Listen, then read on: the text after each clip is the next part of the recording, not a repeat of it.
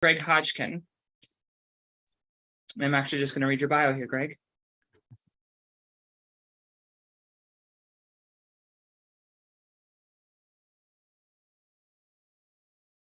So sorry, coming in late today, everyone. So Greg Hodgkin is a PhD in the CEO of ZC Institute and served as the executive director and founder of Peace Building Solutions, a nonprofit dedicated to forcibly displaced persons' rights. He graduated from Emory University with a bachelor's degree in chemistry and from Georgia State University with a bachelor's in history, a master's in political science, along with a PhD in political science. He has tussled with the Russians at the United Nations and won. Good on you. And defended and expounded refugee and IDP rights on the floor of the UN on 2 continents. He has also had 2 machetes and an AK-47 shoved in his face while doing field work. He is an avid gamer, which helps sharpen his diplomatic skill set. I love that you use gaming as a, kind of a background to take on things globally.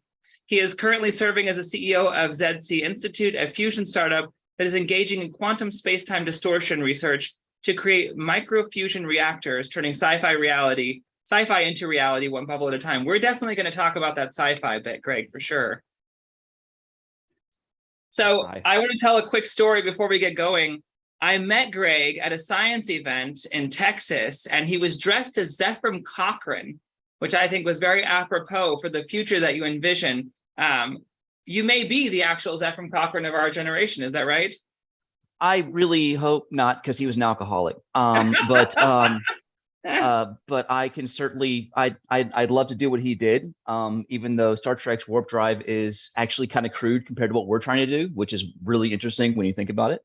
But yeah, we are working on quantum space-time distortion so we can create macroscopic space-time distortions and kind of do all kinds of fun things. And our system is a bit different from the Trek one. We can actually use it inside the atmosphere and things like that. And we can, if it does work correctly, one, we can use it to create microfusion reactors, which is actually really awesome. We don't need to use deuterium or tritium. We can use protium.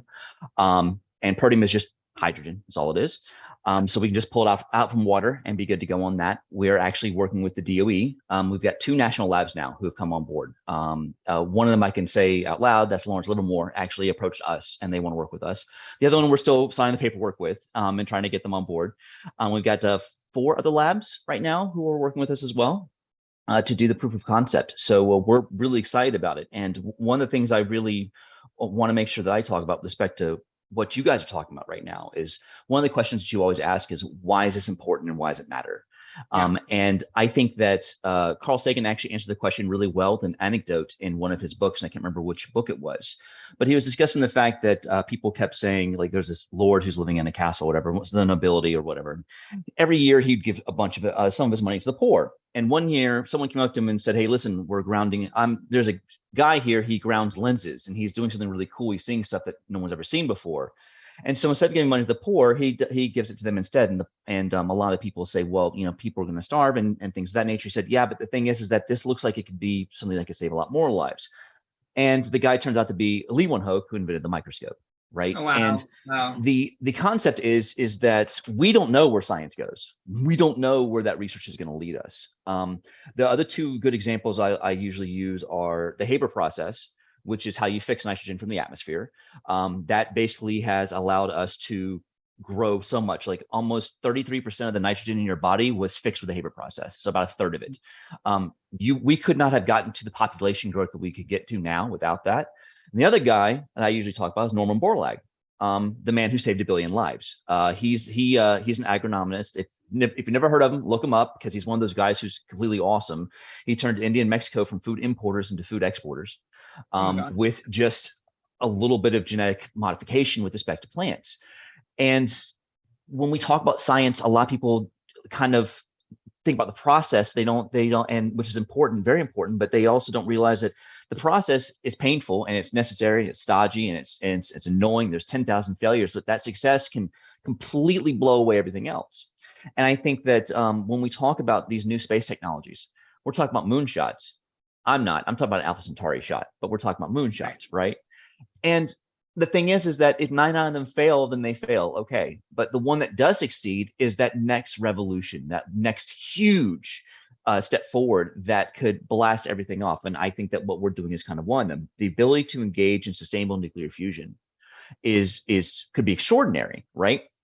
The ability to take water, because a lot of the fusion reactors that they're looking at right now, almost every single one, deuterium, tritium, helium-3. Deuterium and tritium you can pull from water, but it's pretty difficult. Helium-3, you got to mine it, you got to find it, you got to produce it in a fission reactor. There's a lot of issues with it, right? Our method's a bit different, and it might not work, which is certainly fair, but it might. And if it does, we could entirely change how the space race works. We can entirely change how energy works. Imagine being able to just pour water into your gas tank, like in Back to the Future's Mr. Fusion, and just get going. And the fact that we're producing 1,000 times the power with zero carbon production and zero radioactive isotopes being produced in the end, because all we're producing is helium and electrons and energy, you can't go wrong, right? So it's exciting. It's a little terrifying, I'm not gonna lie, because people will kind of look at you and they're like, that's crazy. I'm like, well, yeah, it's crazy, but it's not like crazy. It's just crazy. And people, once you talk to them about the science and show them the literature behind it, they go, oh, it is theoretically possible. It is. We don't know if we can hit it yet. It might take us years from an engineering and technical standpoint, but it can be done. So yeah, we are turning science fiction into science reality, and that's what's really cool about it. And with energy of that nature, you can begin doing macroscopic warp bubbles. And that's where it gets really fun, because then I can be in orbit in 8 seconds. I can be on Mars in 8 minutes.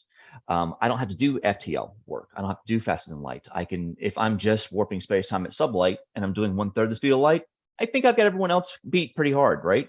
That won't be for 10 or 15 years down the road, but still, we can definitely map out and colonize the solar system relatively rapidly with that. And getting to the moon, getting to Mars, things like that, that's much easier if we can do it in that amount of time. That drastically cuts down the radiation risks to astronauts. It cuts down on all kinds of things. The cost itself, like if we can make this thing work, we're talking about pennies to the pound to get stuff into orbit now, which is extraordinary considering how much is it to get per pound to get something into orbit right now? Isn't it like $3,000 or something like that? Or I forget what it is off the top of my head. I don't know. All I know is it's not where we're projected to be. It's not the promise that NASA made to us originally. So yeah, we definitely are far behind on that. Yeah. So yeah, that's where we are. And that's what we're doing. And it's some fun stuff. It's tough. It's tough to keep up with everything because there's so many different papers coming in, so many different ideas and so many different concepts, but it can do something very cool. It's something very different. Now tell me about your team. Obviously the work you're doing is going to take an entire collaborative model. What sort of skill sets did you need to assemble to start, reaching towards warp drive? What's the team like? Well, I would open this up, but then it screwed up my camera. But this is a nice little huge document of all the people we're collaborating with. I found every single scientist and or engineer who's written anything close to warp drive, and I talk with them. And I will say this, there's something called the crackball or the screwball effect, which is when you talk about this stuff, people who say they've done it in their basement with the wheelbarrow and a 2x4 and a rusty nail come out and say, hey, listen, we're doing this too. No, that's not really what you're doing. I don't know what you're doing. You're just kind of wrong on that one. So we actually set up a vetting process to make sure that the people we brought on board had either published peer-reviewed papers, weren't totally crazy, things like that. So we've got 7 labs. My internal team, because the idea is we have a hub and a spoke. The hub is our organization, and each of the spokes is actually approaching warp drive from a slightly different perspective. Someone's doing it from a magnetic perspective, someone's doing it from an electric perspective, someone's doing it from a radio frequency perspective. I think you met Dr. Chance Glenn, actually. He's we're collaborating with him. He's thinking about doing RF. In fact, he's gotten a little bit of press about the fact that through a nice little quirk in the math, radio frequencies might be a way to create small warp bubbles. And he's using, in essence, I'm not making this up, there's actually you fill a cavity with basically a warp plasma and you charge that up. And the warp plasma is ethylene glycol for him. So he's using antifreeze, which is, he's like, I mean, you can get off the shelf, like it's very cheap. So for him, it's not too difficult at all. But each of these guys is doing something different. Lawrence Livermore is doing this weird, massive, he calls it I swear to God, he calls it a warp X reactor that actually might produce a microscopic space-time distortion. So they're all doing it in different ways. But my internal team is my COO, Emmett Spurlock, who's actually a cybersecurity expert. He was a former colonel in the U.S. military, and he advised the Joint Chiefs. The reason I've got him on board is because I need help building the organization, but also from a geopolitical perspective, what we're doing is kind of big. And if we are able to make fusion work correctly, the Chinese and the Indians and the Russians will be knocking on our door and they'll be trying to steal our stuff, which makes perfect sense. I mean, if the situation is reversed, we're doing the same thing. Yeah. In fact, we're actually in contact with the CIA, the FBI, a number of the military branches, and also the legislative branch. I've actually made several calls and actually gotten on the rosters for several representatives and senators to make sure they know what we're doing. And the reason is not because I think that the government's going to steal our stuff, but because I want to make sure they know that how important this is. So if someone does come for us, they've got our backs, right? We got a CSO. She's got her PhD in quantum mechanics and actually has several patents with respect to some biochemistry and electrical chemistry and quantum chemistry, which is great. We have a CLO who you actually met. Is actually Alex Dolce. Okay. So we pulled her on board, who actually specializes in space law and contracts. The idea is that we're going to need people to make sure we get everything signed correctly. So we have a combination of the skill sets we need inside, and outside, we basically contract out what we need with each of those labs. So each of those labs is going to have a PhD. In fact, when you look at the map of the people, it's all doctor, doctor, doctor, doctor, doctor. And thank God everyone doesn't want to be referred to as doctor because that gets annoying after a while. And they're all experts in their own specific field. So one's doing magnetic stuff, one's doing electric stuff. We got one team in Florida, one team in Huntsville, one team in Houston. Two teams in Houston actually, and then one at Lawrence Livermore in California, and one in the Pacific Northwest. So there's all over the country, all doing different things, and they're all trying to do it on their own. But because they're all nonprofits, they don't really have access to the larger amount of capital they need because they're all scraping by for like $50,000 or $100,000. With private equity, we can get them the $1 million or $2 million they need to actually get the job done, and that's kind of where our added advantage is in that regard. So the team is varied, and they're all excited and they're all passionate about it, and it's really cool to see that they're all chomping at the bit because they all want to, just like all good scientists, they all want to get started yesterday. I think Isaac Asimov put it best when he was like, the best thing in science is not when you go in the lab and confirm what you know. So when you go in the lab and you go, huh, that's weird. I didn't expect that. And then a whole new branch of science opens up. It's usually Exactly. how it goes.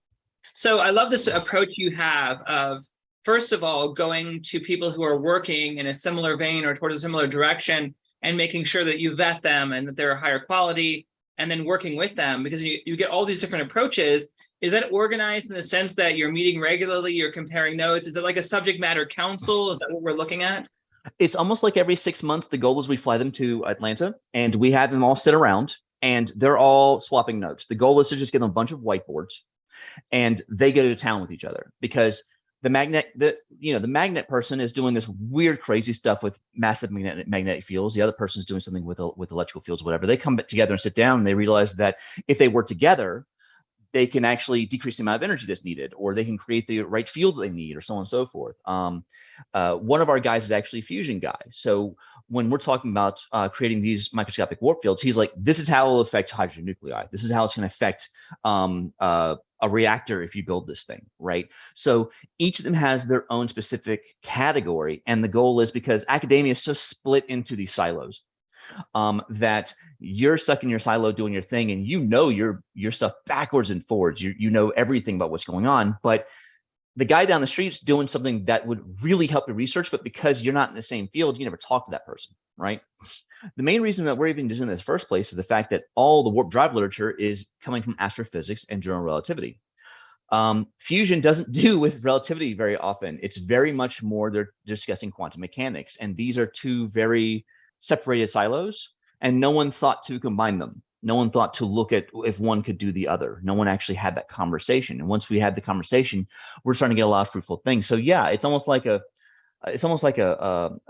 science council every 6 months where they're going to sit down and just swap notes and ensure that they're plugging up their dead ends, that they're not going down the wrong place, or maybe they are going down the quote unquote wrong place, but if they keep going, they're going to find the right thing, right? Our thinking is that this very big corridor that they're walking down, and they're walking towards creating this space-time distortion, but there's lots of doors on the way. And you never know when you open that door, what you're going to find. You might find something very useful. It might be worthless. We don't know yet, but it might be so useful that that door ties in further down the corridor, right? You don't know what path it's going to take or where it's going to go. And the more that they talk, the more they collaborate, the better it's going to be for everybody. Absolutely. I love in your bio, we talk about how you took on the Russians and the UN and you faced down machetes and AK-47s, and you come from a diplomatic background. You've done a lot. What is it that's driven you towards this field, or maybe even this pursuit of warp drive? You know, you talked about those who might think you're crazy, and I've heard it, of course. Obviously, anytime you're on the precipice of change or something revolutionary, you're going to be labeled the crazy. So it can't be easy for you to have to deal with that mentality, I'm sure. And then there's also the funding issue. Anytime you're on the cutting edge, funding is either given to you to control what you're doing and kind of isolate what you're doing, or you just don't have enough of it. What is driving you in this pursuit of warp drive personally?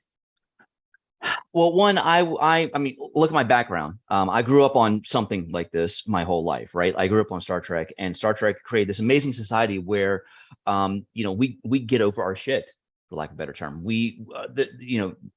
Tomorrow is a better day, and Star Trek was one of the first franchises where, from a sci-fi perspective, we didn't nuke ourselves into oblivion. We didn't kill ourselves. We actually got over our problems. We did our best to leave racism and misogyny and all these other issues behind. And Star Trek has always been on the forefront of progressive ideals, like let's get over our stuff and move on. So it was always an inspiration for me from a cultural and social perspective. And it always struck me as a one of the few societies I ever saw, both in fiction and in real life, that passed Rawls's philosophical culture test. And Rawls's test is, if you cannot pick your gender or your race, would you choose to be born in society X? And every society in real life, of course, fails. But some societies fail worse than others, right? And I would say that Starfleet and the Federation is one of the few societies where actually you pass, right? Now, it is a utopian society, and we might not get to it anytime soon, but that does not mean that you should just give up because you can't get to perfection. That's stupid. You should always shoot for something that's better than what you have beforehand, right?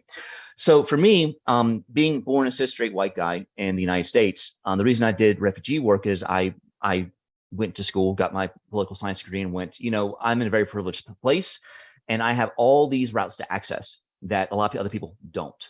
Let me open those up. I think the best ally or the best collaborator for people in that nature when it comes to that is for the person who has the abilities and the advantages to wave their hands to get everyone's attention and grab the microphone and then pass it to somebody else, which was the goal, right?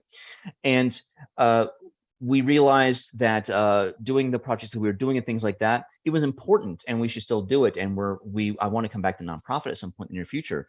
But one, we needed money because it was going to take a lot of money to fix that. And two, most refugees now are climate change refugees.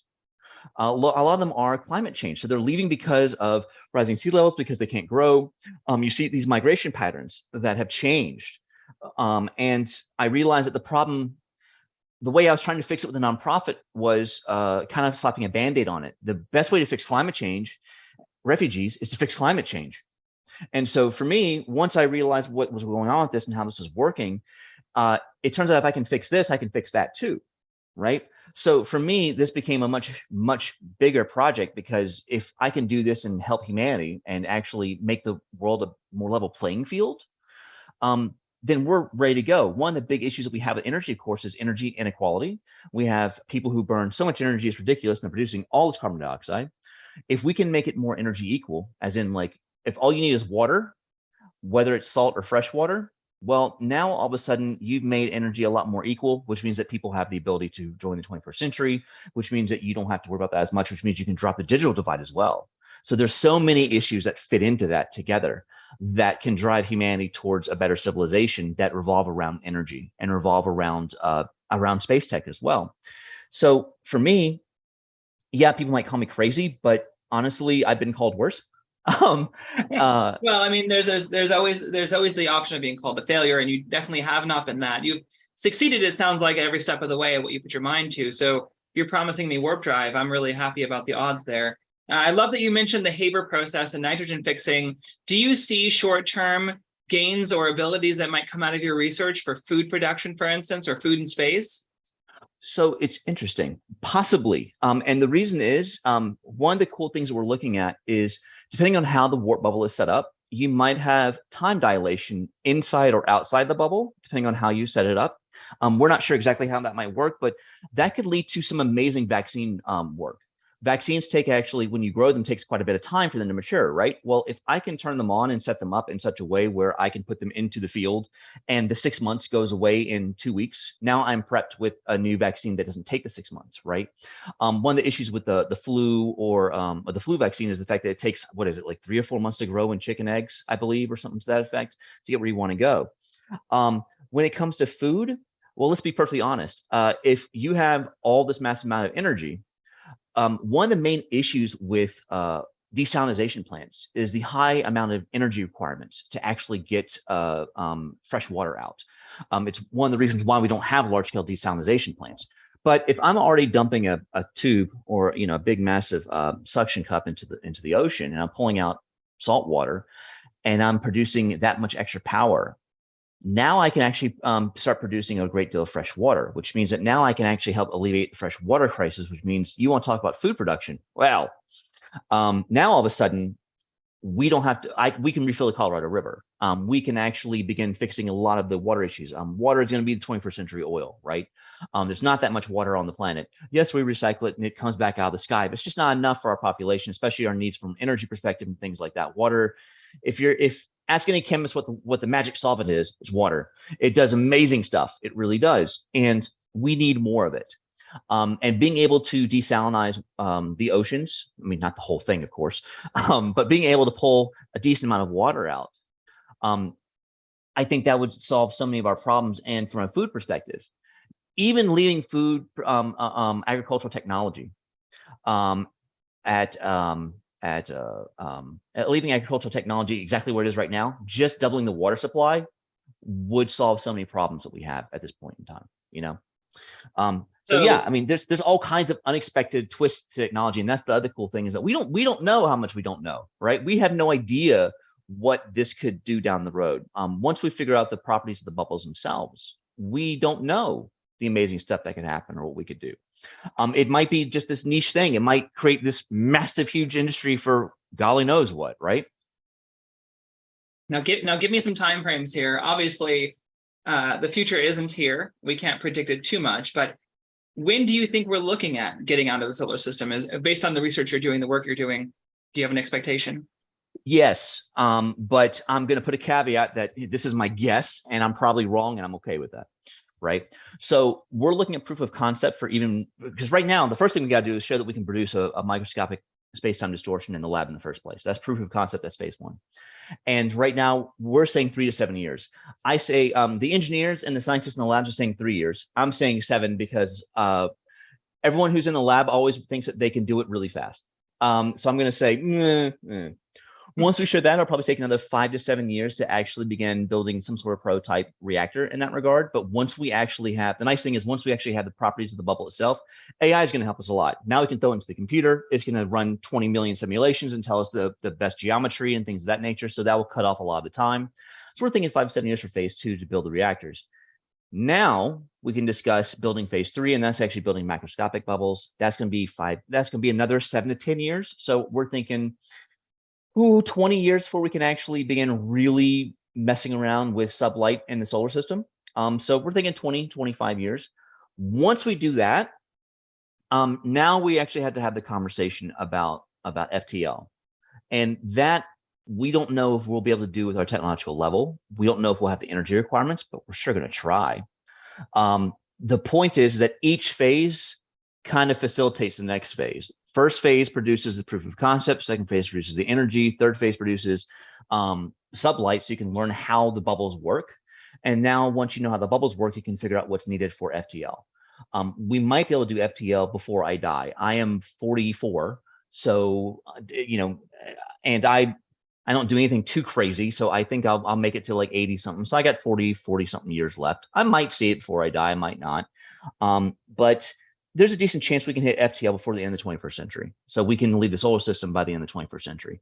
Can we hit April the 4th, 2063? I don't know. I'd like to. We'll find out if we can launch the Phoenix at that point. I'm sure there's real estate in Montana with our name on it. That's the timeline. And I want to give that with the biggest grain of salt that I can, because until we really get into the lab and really get the job done, I can't say for sure. But As time goes on, we can kind of adjust that time frame. But can we do it in our lifetimes? Yes, I think we can. I most certainly think we can. Yeah, I call it Elon time. And Elon Musk says he could do it in 10 years. I'm like, maybe 20, but I like the enthusiasm anyway. I'd love to open it up to guests here. Daniel, I think, put a comment in the chat. Daniel, do you want to come on screen and talk to Greg? Sure, I'll take a stab at it. Hi, Daniel Tompkins, agricultural scientist. Greg, we had a great after hours at one of the overview roundtables there. Really interesting work, especially between silos, because that's an area I'm often challenged with. I think I look at the techno optimism of space, in which it was like, okay, we need these machines to solve all these problems, right? And I saw that as maybe a little bit limited. And I tried to incorporate biology, which does so much work for us here on Earth, really simply and with self-reproducing machines, essentially. It seems like, you could give like Africa, free power, right? And literally, okay, let's just wipe even the cost of distribution off. And they would still have to have all these motors and all these catalysts for desalination and all this stuff. You still have all of the implementation of free energy to get around. Has anyone solved for that, specifically on the electrochemical? I was really interested in the nitrogen cycle too, because there are ways of doing electrochemical nitrogen synthesis, but they just take a lot of power, and then you still have a lot of other issues. So I know that people have actually looked into that, and one of the things we're going to be doing is that we're going to be trying to actually, part of the ancillary technologies is going to be working through those things and actually through the infrastructure, right? Because if we're producing all this power, don't get me wrong, if it's the size of two of your fists put together that you can just hand out to people, you don't need that. You don't need and this from an infrastructure standpoint, what's called the last mile problem of like, okay, if I can just hand this to everybody, that's one thing, right? That's easy. The issue is though, what if it's big enough? Because the reactor itself might be the size of two fists put together, don't get me wrong. But if you need a turbine attached to it, I can't put that into a house, right? And we don't know yet. But the goal is that one of the things I'm thinking about is cheap wireless power. And the idea is that, okay, you said, if you need to, if the village or whatever is producing power, you put it in there, you're good to go. But, and this is my nonprofit experience talking from this one, you're absolutely right about infrastructure. And one of the big things that I want to make sure that we do is that there's so many people who discuss, oh, we're going to do this top-down approach. That doesn't work. And by the way, this is the poli-sci in me talking, so just buckle up. Top-down doesn't work. Bottom-up doesn't work. You have to combine them. Bottom-up is when you go and do the project, and you just do the project. You don't affect the government or the structure or the cultural institutions. Nothing. You're doing the project. You're doing it in a vacuum, right? If you're just doing top-down, the bottom doesn't absorb it because the bottom doesn't care, right? So you have to do both of these things. So one of the things I want to do is that if we are able to engage in this infrastructure work or things of that nature, let's hire locals and teach them what's going on, because that knowledge shouldn't just come from the West. It should also be organic as well. Maybe they have different ways to do it. A perfect example I've talked about on more than one occasion is when you're digging, and this is like the most basic infrastructure ever. You have a well being dug in Haiti, right? They did, the West comes in, they dig the well, they drop the metal pipe in, and they're like, hooray, they go. You don't use metal pipes in Haiti. It's tropical. Metal pipes rust. And so after 6 months, the pipe breaks. What do you use? PVC. Most people don't use PVC because in a lot of other places, it's going to be exposed to the sun. If you're burying it, it doesn't really matter. Guess what? Every local knew that, but the West coming in didn't, right? So there might be local solutions to those problems, and handing everyone those solutions also means that there's no ownership in that regard. They don't care. So I think that there's going to be this massive amount of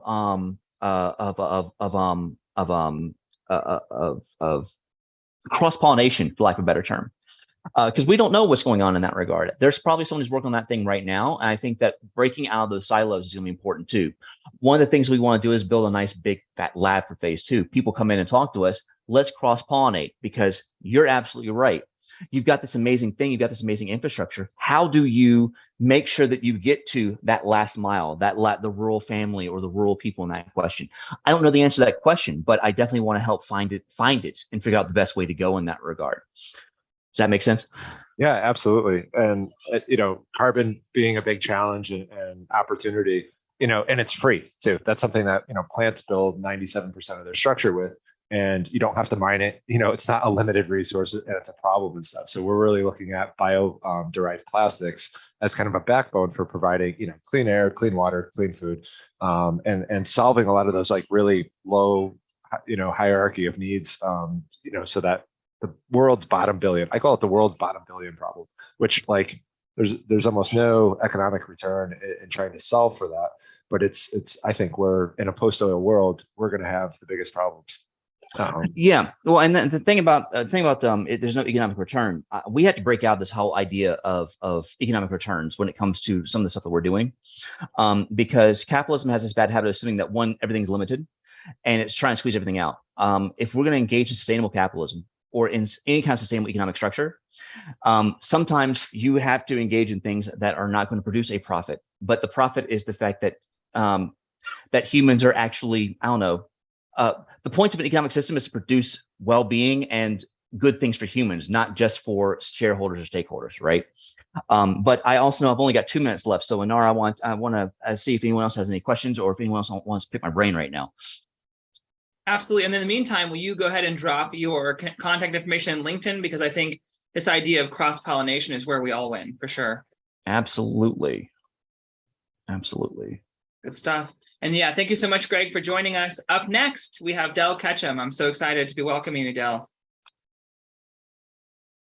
So I'm going to read a bio really quick, and I think you have a presentation. Is that right? Yeah, it's a quick one. It's one we use regularly. I'm just going to race through it just because it helps set the table, and then I'd like to just chat. All right, great. Well, so I'm welcoming Del with us now. Del grew up on the Space Coast with the original 7 astronauts running and has spent his career working in the space enterprise for 5 decades at the Cape.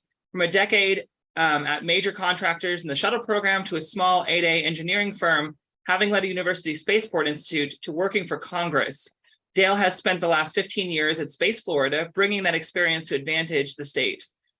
Dale Ketchum serves as Space Florida's Vice President, Government and Community Relations. In this role, Ketchum utilizes existing and developing networks to advantage the state of Florida as the recognized leader in the exploration, national security, and commercial space marketplace through innovation, collaboration, and influence. So fantastic. Welcome to the show. Glad to be here. I'd like to sort of following on the previous conversation, I was listening to it and I guess I was looking at it in the context of I'm someone who grew up here. My dad was the first city manager at Cocoa Beach when it was taken off with the space program. And so I've sort of been here my whole life, except for when I was away at college getting a degree in philosophy. And I think the meat and potatoes of getting to where we are today is sort of the universe that I've been involved in. And I spend my time focused on what's it all mean here on this planet.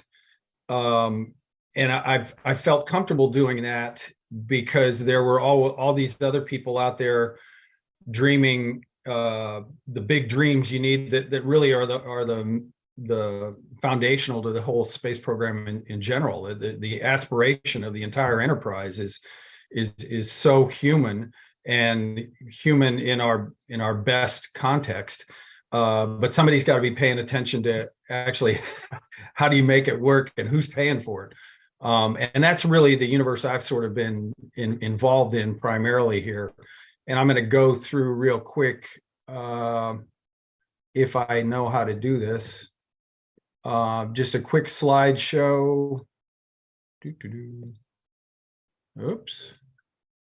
Because people need to understand, if possible, can everybody see that?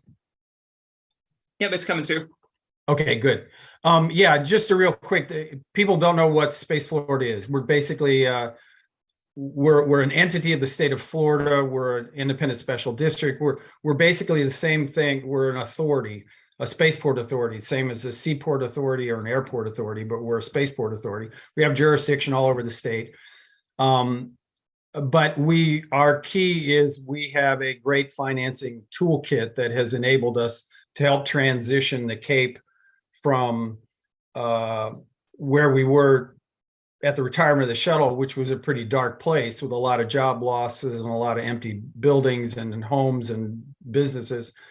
And we've used that to help recruit Blue Origin, SpaceX, OneWeb, and a host of other companies that have come here and really started to fill the gap and really made a big difference, because now it's the commercial enterprise is what's really driving the train.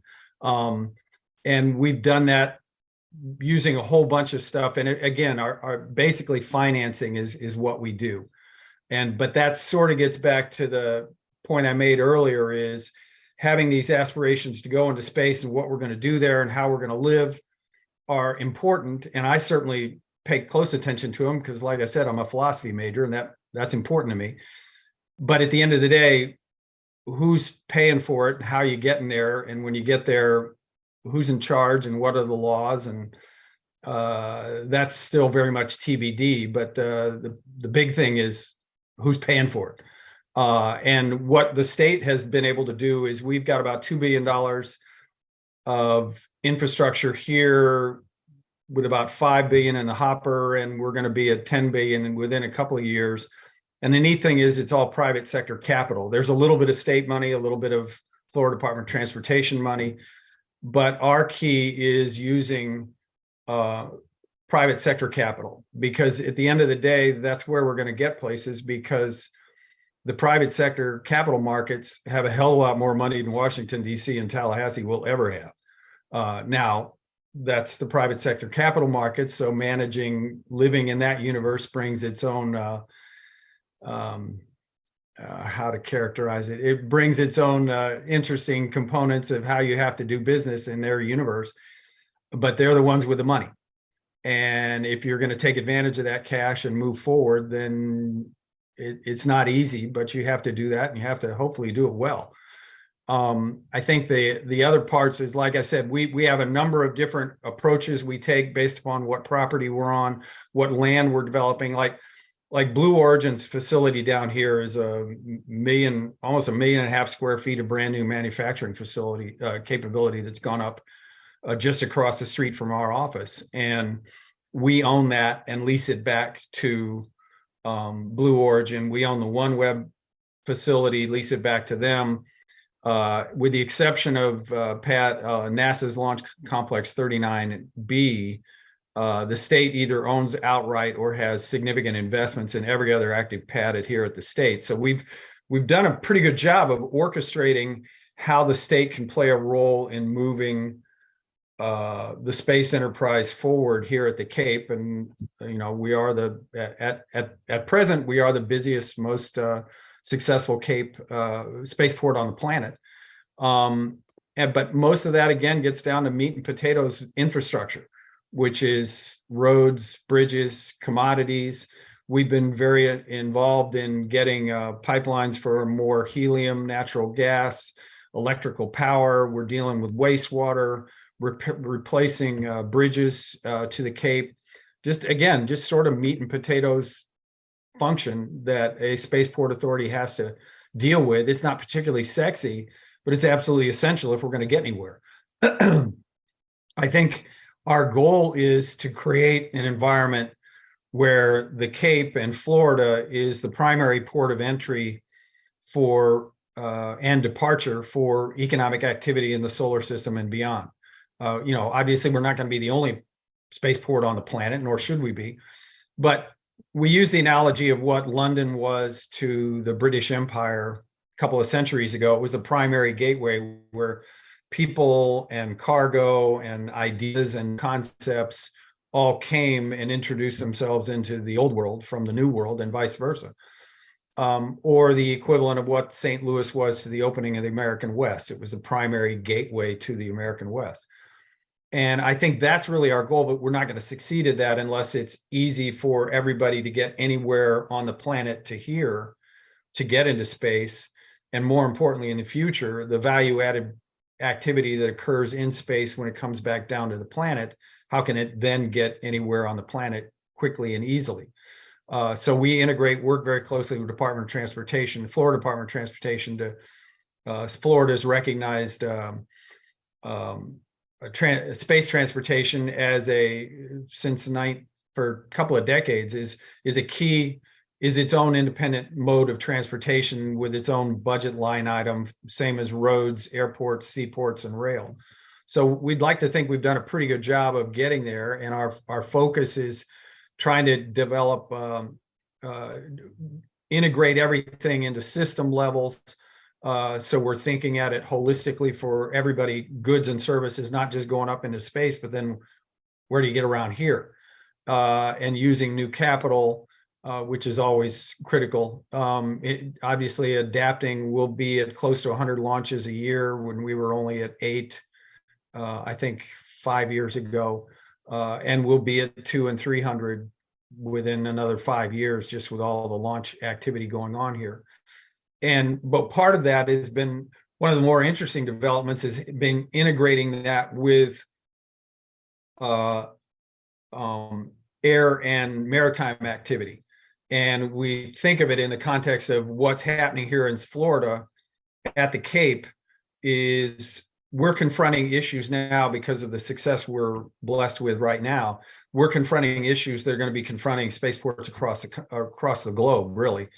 And we have the world's busiest spaceport immediately adjacent to what is now the world's busiest cruise port. And so when you launch a rocket and land it, that has influence on the 15 cruise ships that go in and out of Port Canaveral. And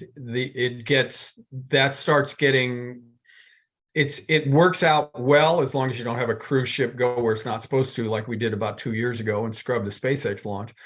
But managing that is proving to be a challenge, but it's a good problem to have. And we're working with the Coast Guard. They're being very innovative, and commercial fishing fleets. There's just a host of issues to deal with, as well as the bigger issue is commercial aviation, because we're having to do a lot of activity into a very crowded aviation corridor up the east coast of Florida, from South Florida and South America and the Caribbean up to the Northeast and such. So these are great problems to have, but they're serious ones that we're having to address if we're going to be successful. Obviously, developing more and more for people, whether it's tourism, exploration, soon it'll be business and manufacturing and mining and energy production, and basically getting people up there safely and reliably and cheaply, and how we govern a spaceport. What's the best way to work it? The Air Force is actually, there's interagency working groups within the federal government is what's the best governance model for a spaceport, whether here or anywhere else. And that's going to be its own challenge as to what that ends up being, but it's a key and a part of it. But then the final one is, again, preparing for how can states and how do we finance and help finance with the states' toolkits the infrastructure that's going to be in space. Because up until Roosevelt in the New Deal in the 1930s, basically infrastructure across the country was owned by states. It wasn't federal government's responsibility, it was states. The original bridges and railroads and canals and things of that nature. So states have a lot of capability that the federal government doesn't have by design. So how can we help bring new ideas and new concepts to help further the development of infrastructure in space? Because for the next 10, 20 years, most of space activity is going to be involved in putting in place the infrastructure for that exploration and tourism and manufacturing and commercial activity, as well as national security space. The military is very keen to understand what's going on because they know they rely more and more on the commercial sector to utilize that innovation and agility to help them meet their national security mission requirements. And also, as we start having more activity out there, it will again revert back to the way it was in the opening of the New World or the American West. The Navy's primary job is to protect commerce on the seas, U.S. commerce on the seas, And that's going to be Space Force's primary job in the years that, in the couple decades ahead, is providing protection to U.S. commercial activity in space. The more things change, the more they stay the same. So the activity that occurs in that context is what will be how we'll do business in the future. How do I get out of this? I'm suddenly realizing There should be an option to stop sharing your screen, a red button. I think where am I? Or April, do you want to manually kick the share screen off? Show grid video. Yeah, I'm trying to find it. There we go. Very good. Okay. So you said this is not sexy. I want to talk about that because I love this meat and potatoes approach. And for me, infrastructure and things that are going to make this future in space real are really the sexiest part of everything we're doing, because they entail what's real about building that human civilization.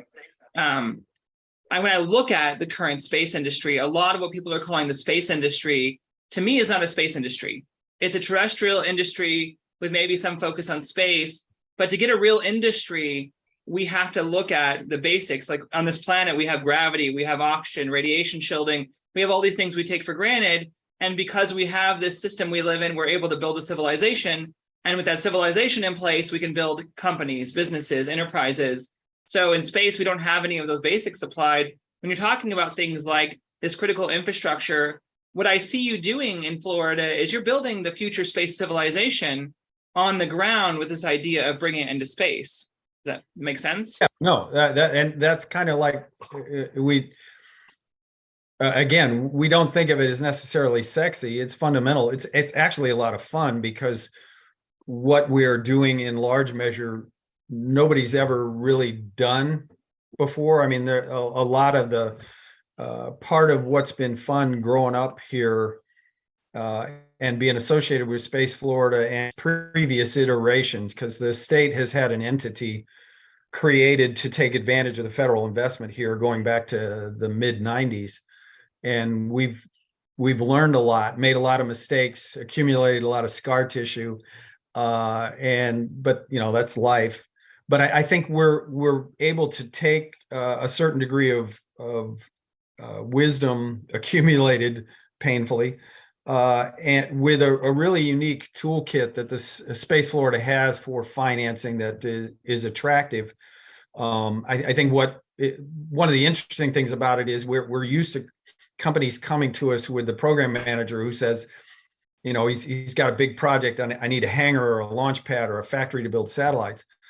And we start talking to them, and we know we need to get to the comptroller and the tax attorney and the CFO before we can really start laying out what it is we do. And then their eyes get big, and it's like, oh, okay, we can work with that. And so it's been a neat process to watch this come. And you don't get everything, that's fine. We're just trying to there's still a little bit of room at the Cape. It's not completely full, and we're learning to and kudos particularly to Space Force. Those guys have been really leaning forward now for almost a decade of how do they better accommodate the commercial sector, and how do they tighten up their policies, their technology, to make sure they can meet their mission requirements of national security, because that's always going to trump everything, as it should. We don't have an issue with that. But they know as crisply as anyone that they'll best defend the national interests of the United States by relying on the commercial sector. So they need to grow the commercial sector. And that's been really encouraging. And so we've been, like I said, it's been a lot of fun doing. We've made a lot of mistakes. Hopefully we continue to make mistakes. We're not so risk averse that we won't be afraid to do that. But we are technically a political entity, and we have gods we answer to in Tallahassee, same way NASA and Space Force have gods they answer to in Washington. And they can be fussy gods in both cities. So absolutely true. Yeah, I mean, it's part of the fun. But we've really been enjoying it.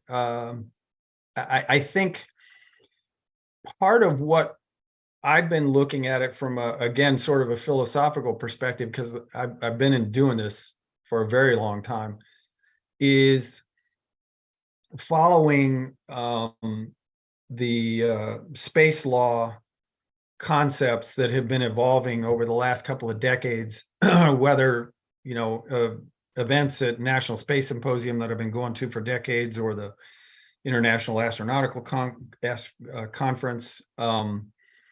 There's always the space law, and who's going to own what and how's that going to work, and common goods, and applying concepts that have worked reasonably well in Antarctica and things of that nature. And I read a document, a draft article quite a few years ago that really referenced that, how the analogy of the opening of the American West. And it basically said that the American West was opened up without, the law wasn't there first. And people just went out there because that's what people do. And they went out there for whatever reasons, to get away, they were wanted, or they just wanted, to try to find farmland or mine or find gold, or build a house in the woods. For whatever reason, humans want to do what they want to do. And that all went out there, and industries developed. It wasn't pretty, and there was a lot of injustice and unfairness and that sort of stuff, but the human activity got out there, and then the law followed and adapted to accommodate a lot of the practices that were utilized either on the ranches or the mines or the cattle farms or the logging operations or whatever it was. And I think to a large extent, that's the way it's going to work in space. It's like anything else. It's going to happen. You can either do it well or do it poorly. And I think what I'd like to think we're involved in is trying to figure out how can we manage the power of the private capital markets in a proper manner to serve the broader human enterprise in space going forward. Because if we can do that, we'll get where we want to go faster, and achieve what we want to. But it's like anything else. If we screw it up, history is full of examples of that sort of thing going south on you. Absolutely. So that's sort of what we're trying to do, and working with, again, our job, like I said early on, we have jurisdiction across the state. So we have projects in Pensacola and Miami and Tampa, Jacksonville. And what we're trying to do is make the entire state of Florida, which is now the third largest state. We're not California, we ain't Texas, but we're pretty healthy. And we got a lot of capability, and integrating all of that into the broader space enterprise, because, space is not now just, fire and smoke of launches and satellites. It's using modeling and simulation and, composites and mechatronics and everything that's being applied elsewhere around the state in different industries is finding application here in the space business. So how do we position Florida as well as we can to take advantage of the value that's going to come from that human enterprise in space? Ultimately, the fire and smoke, which everybody associates with Florida, that's just the transportation. The real value is going to be in the human activity in space. We use the analogy of the early days of the internet, when people was like, oh, this is really cool. This is going to provide a lot of opportunity. No one was really too sure what the hell it meant, but they knew it was a real opportunity. And over the years, given human innovation, imagination, and profit motive, the internet's now turned into something that none of us can envision doing without. Or really, there's no getting away from it, is there? Yeah, and it's not all good. because people are involved. So sometimes it's shady and seamy, and it needs to be, have some degree of management and control like everything else. But at the end of the day, it's certainly a force for good writ large. So I think space can be that too. It gets back to a function of how do you do so in a manner that is morally, ethically proper, and you did the best you could to move the ball forward for humanity. Well, I like that you touched on philosophy. When I think about our forward expansion in any era, really there's this core of humanity that we're not comfortable with comfort, and we're not comfortable with sitting sedentary anywhere for too long. And so we're always striving for the next frontier, for the next adventure, for more possibilities. It's really one of the most beautiful aspects of our species. And when I look at the reasons that we're in space, it really, I think, to me, it's the fundamental reason that we're in space. We can talk about, resources in space and space mining and, getting people off planet, Jerry O'Neill's vision of moving heavy industry off planet. But at the end of the day, I think there's a need for the adventure that's embedded inside of us that leads us forward.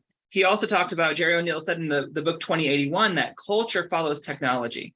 So when I'm looking at Florida, you're really doing the work of laying that foundation of having all these technological systems in place. And that I do see like a Space Coast culture is arising in Florida. That's pretty exciting. And maybe it's the predecessor to a space culture. Well, I think it's been encouraging because, like I said, I've been doing this for a very long time, and I will give credit to Tallahassee and our state government going back a very long time, decades and decades, that Tallahassee's support of the space program in Florida has always been, we've always found a lot of support up there. It's been bipartisan, nonpartisan, and even it's like when Florida created its back in 2004, every state got to create its own quarter, and Florida had a shuttle on the back of its because it was part of our self-image as Floridians that we were a space stakeholder state. And there are other states that have key roles in it, and I'm sure I could say stuff that would easily piss off Texas and Alabama, and very easily, and usually do. But our goal at Space Florida is to try to see to it that if and when the state ever gets another opportunity to put an icon on the back of its currency, that it'll still believe that it is a foundational to space. Because I think that does get to Americans like to think of themselves as having that desire to constantly be exploring and pioneering. I don't think it's uniquely American. I think it's probably personified and illustrated more so in our history. But we're just a collection of a whole bunch of people from a whole bunch of other places, and so it's great to be in Florida. It's been a fun career, and just getting started. Lots of stuff to go on.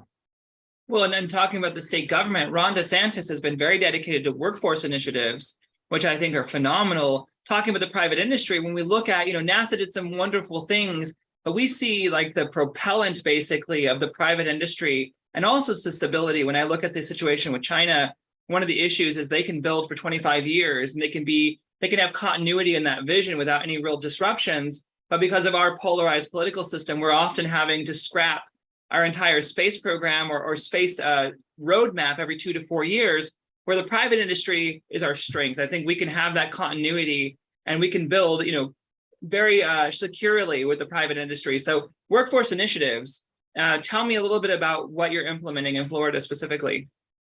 Well, for the most part, that's really been over the last 6 or 7 years, the single biggest issue that we have had to confront in Florida was the because we were successful, particularly after the shuttle, in bringing Blue Origin, SpaceX, and it wasn't just us. We helped. but you had all these new big projects springing up here on the Space Coast. All of them, a lot of them were commercial space, but a lot of them were national security or commercial activity, MROs. Our probably most expensive project is the Northrop Grumman Long Range Strike Bomber design and engineering facility at Melbourne Airport. But all of that was a huge demand of talent, and that has and continues to be the biggest single issue everybody's got. I mean, it's unique around the country. I mean, it's not unique here. That's a problem across the country, but it's particularly acute here because of the success we've had. And one of the challenges that Florida has had is we have not been historically a manufacturing state like Alabama and Texas and a lot of states that have traditionally, for hundreds of years have done a lot of manufacturing. But we've come a long way in responding to that, and we still have a long way to go. But we are actively putting in place, and everybody in the legislature, again, that's a non-bipartisan effort. Everybody recognizes we got to train the workforce of the future. And it's been a lot of fun, a lot of progress. Still, we recognize got a long way to go, because you can't have companies poaching one another's talent and driving up the wage rates, because eventually you're going to turn into what Detroit was, where you're just too damn expensive and the market leaves you, and that's not what you want to do.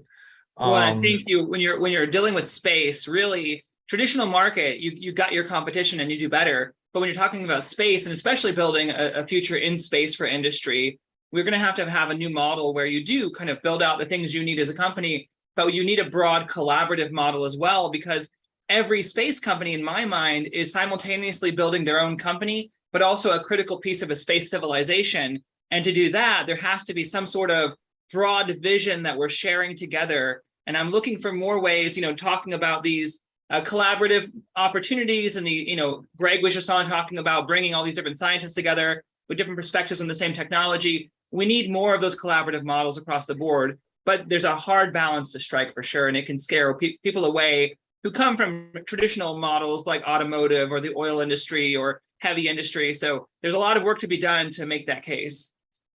Absolutely. Well, Del, thank you so much for joining us today. We're out of time, unfortunately, but if you put your information in the chat, LinkedIn, for instance, we'd love to connect with you. Sure. Happy to do it. Good stuff. All right. Thanks. Thank you, Del. So up next, we have Jacob Mulder. I am so excited, Jacob, that you're joining us today. Thank you for being here. And if you don't know, I'm actually going to read here your bio. Wait a second. Jacob Mulder was born in 1966, is living in the north of the Netherlands, is married, and has twin daughters and 5 grandchildren. Congrats. He studied astronomy and information technology at the University of Groningen, the Netherlands. Hopefully I said that close to right. Jacob works close enough. Yeah, you're very forgiving. Jacob works as IT security and enterprise architect at CGI, a large multinational in IT business consulting and systems integration.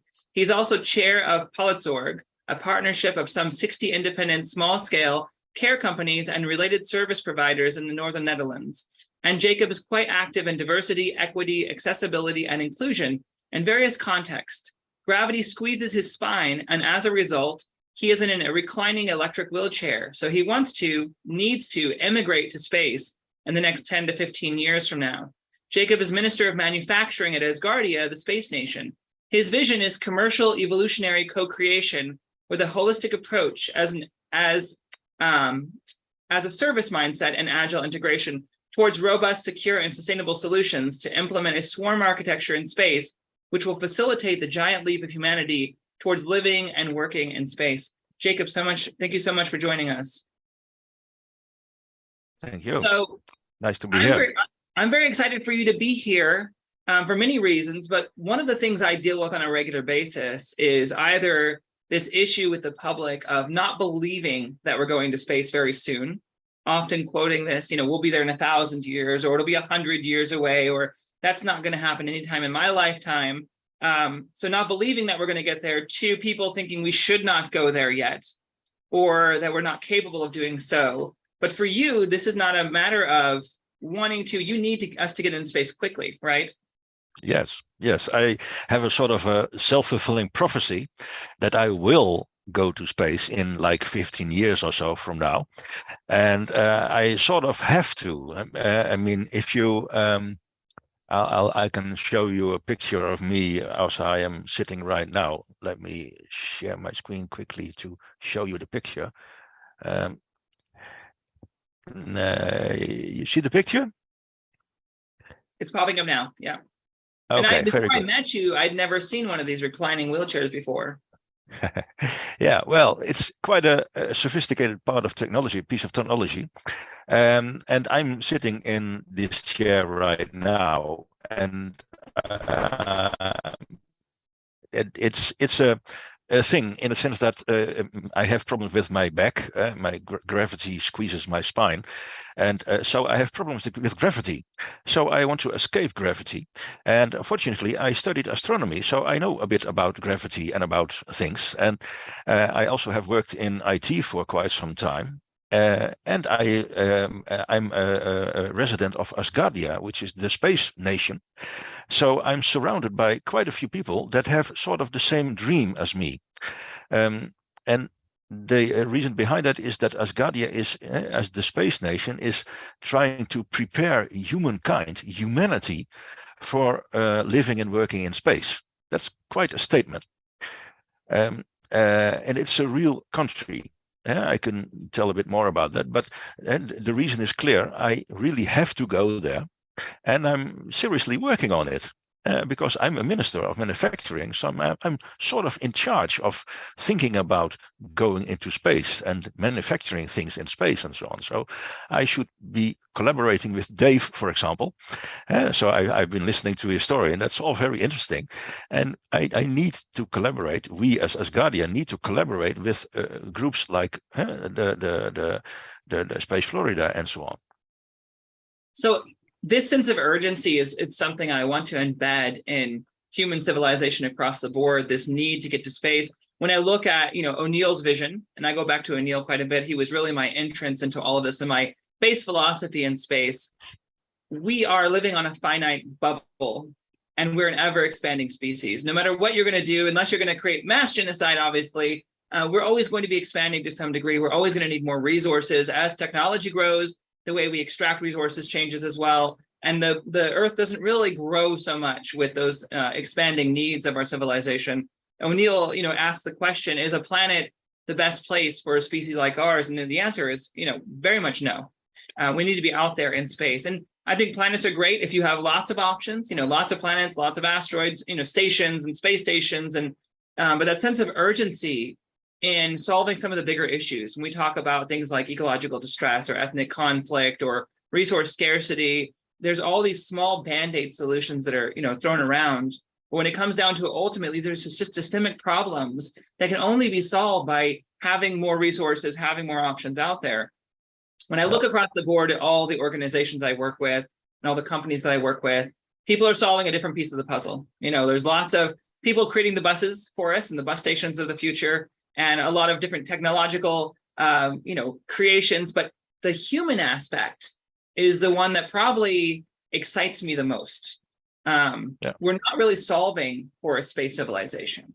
If I were to look at a future where we have a great city on Mars with the supply chain figured out and in situ resources managed, and we're able to function and live in that city, we can't just take 1 million people from Earth, toss them in that city, and then we hope for a space civilization to version. So we need to prepare the humanity portion of this journey now on Earth. So I look at Asgardia, there's been a lot of criticism, obviously. I was there from the very beginning watching the story unfold, and a lot of people called it a vanity project or a micronation or a scam. But really, when I look at what Asgardia has been best at doing, it has been galvanizing people to look up and to start working together and tackling the serious problems. It's easy to say, we're all the same, we're all going to get along, we can mend our differences and work together. But then Asgardia has really brought together people from around the world, millions of people with very different outlooks, political ideals, cultures, and had to do the real work of managing all the differences and helping it. Walk me through like kind of where we're at and what's going on with Asgardia at the moment. Yeah, well, thank you for the very good introduction, because you summarized it very well. Thank you. It is the motto of Asgardia is one humanity, one unity, and that is sort of the summary of what you just said. It is a real nation. It has been existing now for 6 years, so it's not very old, but we already accomplished quite a lot. And I was not there since the beginning. I am only joined 2-3 years ago, something like that. But it's a real nation with a flag and a government, with parliament and cabinet and judiciary and the Chamber of Commerce and its own stable coin and economy and a fully functional democracy also. And there are elections are just starting for the new parliament at this very moment. And the goal is to prepare humanity for living and working in space. So preparing science, preparing legislation, especially that, education, standards, and so on. I came in with the previous elections. I was member of parliament. I got voted in. And after having been around for a year and speaking a lot and spreading my enthusiasm, I was asked by head of nation, okay, you talk so much, do it then. So he made me a minister of manufacturing about a year ago. And that's something that fits with me, because I'm an architect. I'm an architect in IT, but I also like to have a broader vision on that. So I created things like the Institute of Standards, because I think we need those things when we want to collaborate as the humanity, as mankind. We need standards to comply, to work together, to collaborate. We need a manufacturing approach. We need to connect with existing space technology, and especially the commercial ones, but also with groups like Multiplanetary Society, but Moon Village Association, all those groups, because we need integration. And there are lots of organizations and companies that already create very nice rockets, very nice this, very nice, and the buses, and all of those things. And we've got Space Florida and all. That's all very great. But now it comes to the next step, that is getting humanity together and creating really something, integrating things, co-creating things. And my idea is, as a Minister of Manufacturing, is that we should not ask for money, but we should make people help people make money. And there's a Chinese, I think it's a Chinese saying, I'm not sure about it, but I think it's Chinese. When you want people to make a boat, you should not give them a plan and pay them and so on, but you should make them long for the sea. And that's what we try to do. I'm trying to make people long for space. And I myself am, of course, very much longing, because, well, you see me here lying in this chair. Zoom has problems showing my body because I'm lying flat. But what we should do is pave the way. And we are doing those things. One of the things that we have done, and we are one of our people, one of members of parliament, is the CEO of Spaceborne United, which is an organization which is about the first baby in space, the first human baby in space. That's one of the goals of Asgardia too. And he has a real organization, a commercial organization that intends to make money out of that, but first plans to do science on this.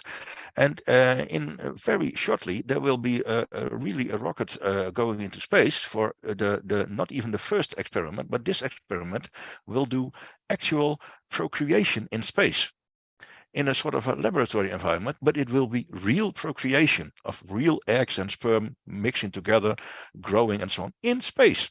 Gosh, that's quite something. We are really making things happen out there. That's the idea. And so we should do this as a holistic way, in an as a service mindset. If you do it all as a service, then all those parts, all those things that we are trying to integrate, can all make money out of their part. So everybody can make money out of the integration thing. So if we all do those things as a service, so we should do manufacturing as a service, energy services, habitat services, logistics services, and so on, and then create a space swarm architecture around that. And that's a company that I started recently. I've got lots of ideas on this space a swarm architecture that you need for space, and combining all those things. That's typically also something that I have to do from my Ministry of Manufacturing, of course. I happen to know that Asgardia began with a very different vision to where it ended up. When it was first conceived, the idea was to get the best and brightest minds around the world and bring them together to build a vision for the future and to, create a kind of a foundation for human civilization in space. Asgardia put this idea out and it blew up overnight. I remember the servers went down and millions of people around the world, they didn't expect this kind of response. It happened overnight. I've watched lots of organizations trying to get purchase with the public. Oftentimes what happens is we've arisen out of a culture where, NASA was originally part of a two-pronged approach to national defense with DARPA. And so everything that came out of NASA to the public was very much curated. And, they would have astronauts in front of Corvettes, and it was very much a publicity kind of driven connection with the public. But a lot of things behind the scenes were kept, quiet because they didn't want the Russians getting a hold of it. This was a race. This was a defense strategy. And out of that culture that we originally arose in, I think a lot of the legacy organizations that became the private industry forgot that they don't have to keep doing that. So there's not a lot of connection with the public. There's not a lot of outreach with the public. But I see, and people have tried to, but with Asgardia, why did millions of people suddenly attach themselves to this vision? What is it about organizations like Asgardia, or the dream that Asgardia is offering, that caused people to attach themselves, where lots of amazing organizations try very desperately to connect with the public and they get trickles? Yeah. Well, I think one of the things what you just said, it started with Asgardia in the beginning, try to get the smartest people to work together. And I think I was not there at the beginning, so I missed that whole part. But I think it should not be the smartest people. It helps if you have a lot of smart people, but you should have a large variety, a large diversity of people from all over the globe. And not only scientists, but also legal people, builders, art people, and so on, sculptors, whatever, people with an open mind. You need this open mind because you need this open collaboration. Asgardia has a constitution that tries to establish that. So. Everybody should be equal. Diversity, inclusion, all those things are very important in Asgardia, because I think, at least that's also my personal belief, that when you collect like 20 very different people, then you can make things happen. Because then you have, and if they are open-minded, of course, and that's also how my Palettzorg, and this care group that I started like 10 years ago, that's a palette, a painter's palette of different colors, all different kind of care providers, and together we can solve the most complex care issues that people might have, or that a family might have. And I think Asgardia should do the same. We should collect all those people from all over the globe, make them long for the space, make them long for these ideas and the collaboration and the co-creation and so on. And then when we support that by proper legislation and by proper economy, and with not too much taxes and so on, those things, very practical things. We're working on those things. And the real coin, I love you the say real taxes. economy. You can't escape taxes even going to space, people. Yeah, that's just, I mean, it's yeah, shit happens. I mean, how do you say that? You can't escape because there is a government. I mean, I'm a minister. We need money to have, for example, this organization that I created, the Institute of Standards. It's just Institute of Standards.space, and that's the institute.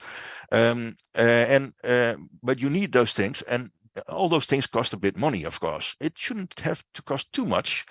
We shouldn't make too much money out of those things, but everything costs money, so you do need taxes. But we, of course, are working on tax laws that it should be as low as possible, because we don't want to be blocking people from coming here. Similarly, when you want to join Asgardia, when you want to get this sort of passport and so on and everything, and that's possible to become a resident, that will cost you like €100. But you can also do that in small parts of €10, for example, because there are people for which €100 is a lot.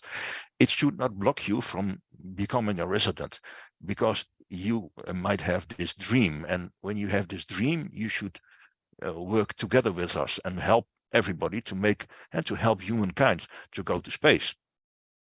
That's the idea. Now I want to go back to this understanding of your need to get into space. And when I look at the right stuff concept that we had originally of astronauts being godlike and in perfect physical fitness and at their peak, and that was another part of the story we told that helped the public dream. You know, when you look at celebrities, we have to make them larger than life and perfect and no flaws. And that was great at the time. I think it was a useful tool at the time to get the public on board and to help them see this vision as kind of mysterious and magical. But now we're at a situation where most people don't want to attach themselves to something they have no ability to link with. They don't want to be part of something they can't partake in. So when we're looking at a new kind of future in space that includes everybody, that isn't just for these godlike astronauts. I look at missions like Astro Access, for instance, and the founder, Tim Chrisman here at Foundation for the Future has, he says something I really love. We need to make space boring. We need to make space no longer the boundary that we're trying to overcome, but really just a place we operate in that anybody can go to. I would love to see a place in space where there's no physical exam before you get on the rocket to go to space. So can you talk a little bit about your research or your view on the accessibility and how that's progressing when it comes to space and who we're including in space? Yeah, well, it is logical that at the start of space technology, you had to be an athlete and a very strong person, and you have to be very smart and know both English and Russian, because at that time those were the major players. Before you could get to space, that was logical at the time.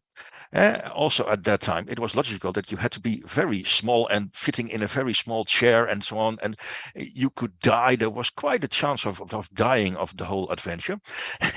But we have progressed. We as humankind have progressed. We now have commercial space things. We have proper spacesuits, not the things that NASA built, but the Musk's group has created, and much nicer stuff. And you see that when commercial things come in, more normal people can join. And but of course, what we should do is this pyramid of Maslow. You know the idea, and you first have to define your basic needs, like breathing and eating and so on, and then you become it becomes higher, and the top of the pyramid is that you feel good and that you have a goal in life and so on. And this pyramid is a wrong thing, a good thing.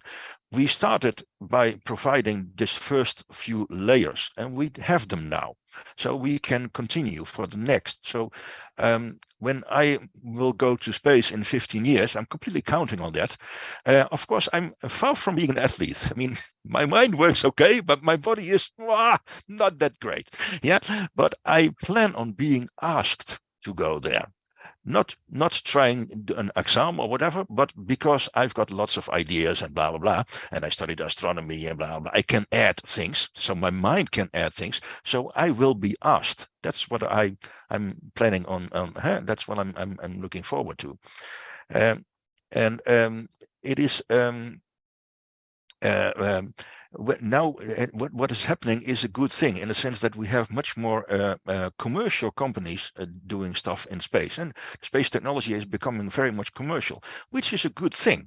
If you look at the example of SpaceX, what Musk did, he had lots of money. I don't know where he got it. Yeah, I do know where he got it from, but he had lots of money. So what he did is he made a rocket, and he did not make one rocket, but he made 10 of them, and he made sure or he sort of did not care that the first 8 just exploded. Because that's what research is. I've been in lots of research projects in the past. I was typically the IT guy in those because I'm sort of an IT guy, and I always started my presentations with "We plan to fail."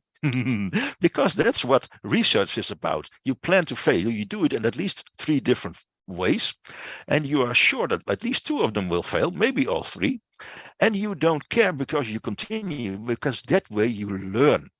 And that's a very different way when you have a government building rockets, because then they are using taxpayer money. And of course, you can then only make 1, maybe 2 rockets or so. And if they explode, then it's really something. I mean, your cabinet might fall over it because you spent like $10 billion on it. And Musk did, okay, I just built 10 and I learn across the way. And then the 9th one will be quite good. It will, and so on. And that one will be an advertisement for how good things are. And then with the 10th rocket, I will make real profit.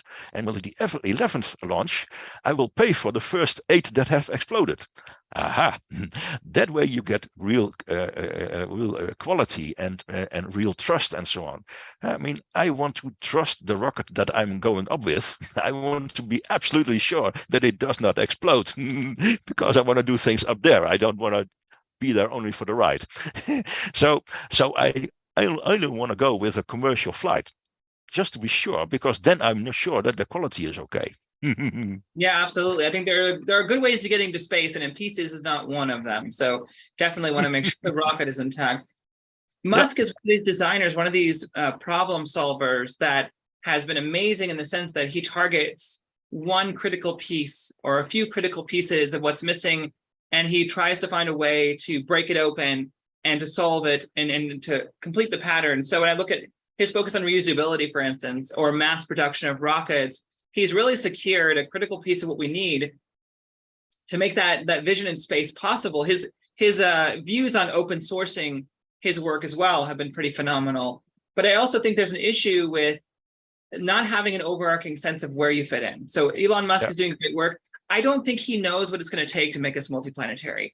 When I look at his designs and his ideas of we're going to live on Mars and we're going to have all these launches, 1,000 rockets a day, all of that's wonderful, and I'm fully behind him, but he doesn't have a sense of what it's going to take, because I don't think anybody currently has a sense of what it will take.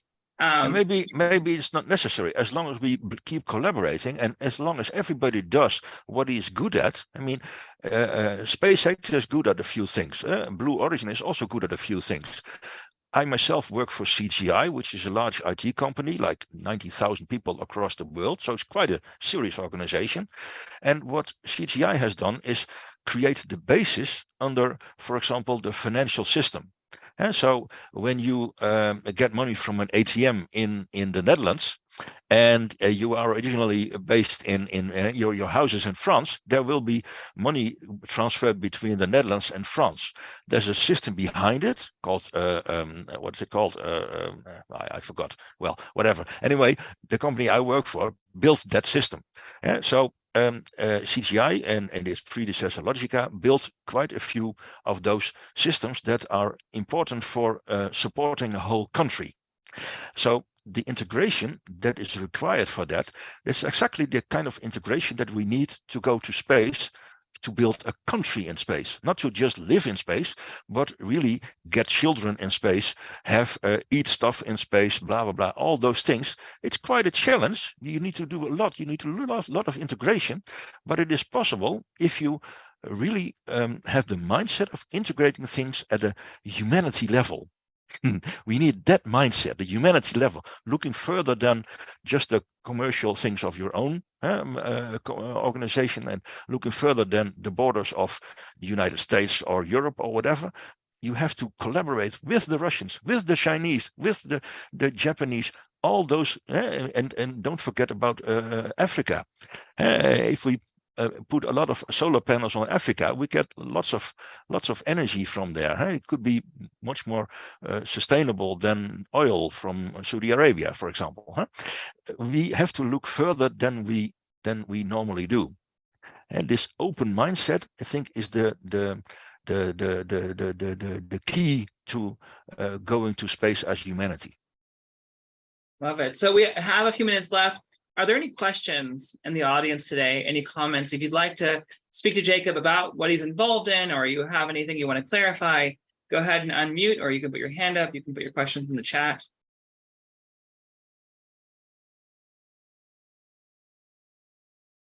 You can, of course, always go to, like, for example, Ministry of Manufacturing.space. That's my, and to Jacob Mulder.space, .nl, I mean, of course, and there's lots of websites you can go to. And of course, you should go to Asgardia.space to hear more, to read more about the whole story about Asgardia, of course. Well, and if you want to drop your LinkedIn information in the chat, I'm sure there are a lot of people here that would love to connect with you afterwards as well. Sure, will do. All right, so we're out of time today. Thank you so much for joining us. Thank you to all the guests we had today and the audience is here.